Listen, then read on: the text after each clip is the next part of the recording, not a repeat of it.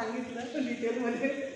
तर ते ग्रामगीतामध्ये जे तुकडोजी महाराजांनी त्यांचे विचार 1954मध्ये मांडले होते की बचत त्यावेळेस त्यांना कळलेलं होतं, पण आपल्याला फार उशिरा कळलं असं मला वाटतं. इतका वर्षाचा काळ लोटला पण आपण गुंतवणूक काय अजून कळलं नव्हतं आपल्याला.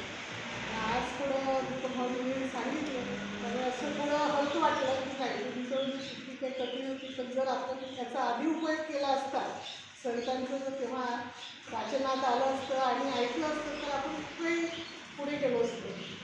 आणि 1954मध्ये त्यांनी बचत योजना सांगितली. गरीब आणि त्यांचा असा विचार होता की बा श्रीमंत लोकांनी आपल्या उत्पन्नातला काही भाग गरिबांनी म्हणजे गावाच्या विकासासाठी द्यावा, पण ते काही अपेक्षित झालं नाही त्यांना तेव्हा.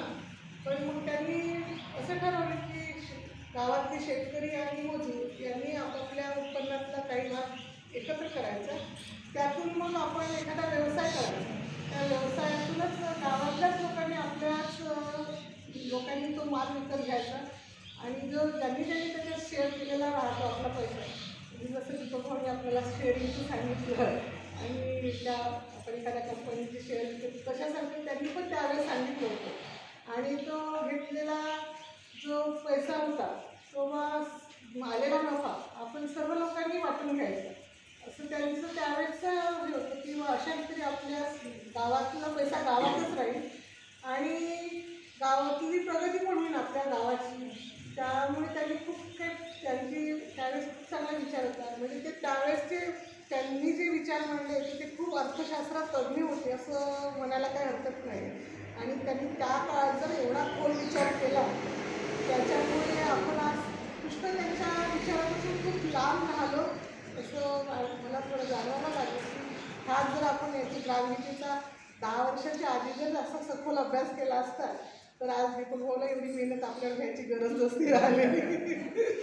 आणि त्यामुळे त्यांनी ते त्यांचे ओवी पण आहे की ग्राम चालवे सवाई दिली आणि त्याच याने सडेल अडी सुचेल अडी आणि ग्रामाच्याच निधीतून उघडेल्या पेठ्या. तर आपल्या ग्रामाच्याच निधीतून उघडेल्या पेठ्या व्यापारी थंडावतील व्यापारी सावकारी. म्हणजे जर गावातच जर आपण सगळं व्याज आपल्याच लोकांना मिळालं आपल्याच पैशातून तर सावकार लोक जे आपल्यापासून जास्त पैसा घेतात ते काही आपल्याला द्यायची गरज पडणार नाही, असे त्यांचे खूप दृढ विचार होते.